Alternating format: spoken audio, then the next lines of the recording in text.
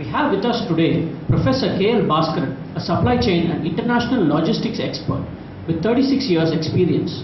He is an alumnus of the Indian Institute of Management, Calcutta, and holds a number of certifications from EPICS, the Associations for Operations Management USA, ISM, the Institute for Supply Management USA, and ASTL, the American Society of Transportation and Logistics. Welcome to the ASB Voice of the Expert series, sir. Thank you.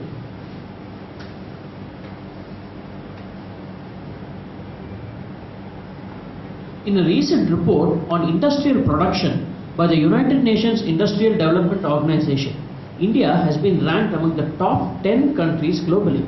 What do you feel are the implications of this for the Indian supply chain and logistics industry? Well, India has come of age in manufacturing. We make good quality products on par with the expectations of the world market. In terms of innovation, yes, we are coming out with innovative products. Our manufacturing processes are well set up. We have invested a lot in the capital equipment for manufacturing. It's time for us to look into the supply chain and the IT integration. When it comes to supply chain, probably we have to improve upon the processes within the companies and from the supplier to the manufacturer, from the manufacturer to the customer. And also the IT implementation in India has to go some way to achieve optimization in supply chain in India. Now that you mention IT, what are your views on the integration of IT in supply chain? IT till now in India has been mostly used for transaction processing. We have to come out of this and use IT for this as a decision support system. And also, when I talk about IT in supply chain, one of the core things in supply chain is the integration of the supplier and the customer with the manufacturer. IT should enable the company to integrate the suppliers and the customers with their system, so that when a customer approaches the company, he gets an end-to-end visibility, and he also gets also the velocity keeps increasing. So when the supplier talks to anybody in the organization, he should be able to answer any question that is posed to him, because he has the entire supply chain network available in front of him. In this year's budget speech, the Finance Minister, Mr. Pranab Mukherjee, touched upon the effect of inefficiencies in supply chain driving up retail prices. Indian agriculture and retail are still tightly protected by legislation. What are your views on this?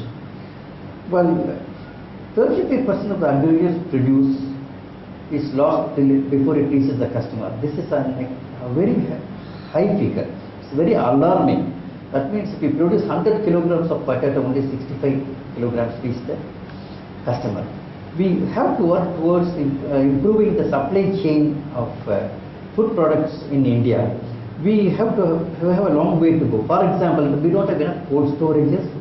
The farmer who is making the produce, he is not advised, or he is not trained on how to store the food items when they are made before they are shifted to the customer. So we have to improve the entire supply chain. We have to reduce the time. We have to improve the storage and supply chain of the food products. You have mentioned the high cost of the logistics industry. What do you perceive as the impediments plaguing the industry, and how can we resolve these issues? In India, logistics cost is 13% of the GDP, which is extremely high. We have to bring it down. For example, if we take the total logistics cost, 40% of the cost is towards transportation. That means we are not selling food trucks. The trucks are getting held up on the way because of the problems of documentation from one state to another. And the roads are not proper. In India, for example, only 6% of the roads are motorable roads. We have 3.3 million kilometers, out of which only 6% are motorable roads. We have only 8,500 kilometers of four-wheeler traffic in India. So we still have a long way to go in terms of road transportation. Mr. Pranab Mukherjee recently said in the budget we are going to build 20 kilometers of road per day, which is a very positive sign. When it comes to rail transport, though we have the second largest system in the world, still only 30% of the goods are moving by railway. Here there's a big opportunity to increase the share of railways.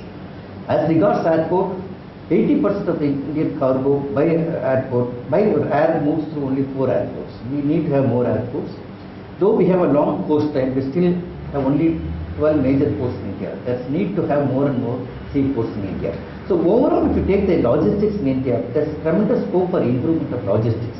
When it comes to warehousing, again, we are not using the latest equipments. We still are, the equipments are loaded and unloaded manually and stored manually. We have to go in for automated equipments. So what are the job opportunities in the logistics industry? Over the next 10 years, I foresee that there will be 5 million jobs in the logistics industry. Now, in India, the outsourcing is only 18% in logistics. There's a tremendous scope to improve the outsourcing. So we need to have a lot of managers who manage the outsourcing. So I would urge all the students to take up supply chain management and logistics as a core function, and then try to learn a lot in supply chain and logistics areas. So, how does an aspiring supply chain management professional keep himself abreast of the latest developments in this field? I would strongly recommend that the professionals do some certification courses available both in India and abroad. These certification courses are designed in such a way that they have a shelf life. So periodically they have to go and recertify themselves. So when they go for recertification, the syllabus would have changed by the time, because these syllabuses keep changing based on what is happening in the industry. By doing these certification courses and getting recertification done, these professionals can update their knowledge. Professor Bhaskaran, it has been a pleasure talking to you. Thank you very much. This is R. Hareesh Narayanan, postgraduate program and management student at Asian School of Business, Trivandrum, signing off.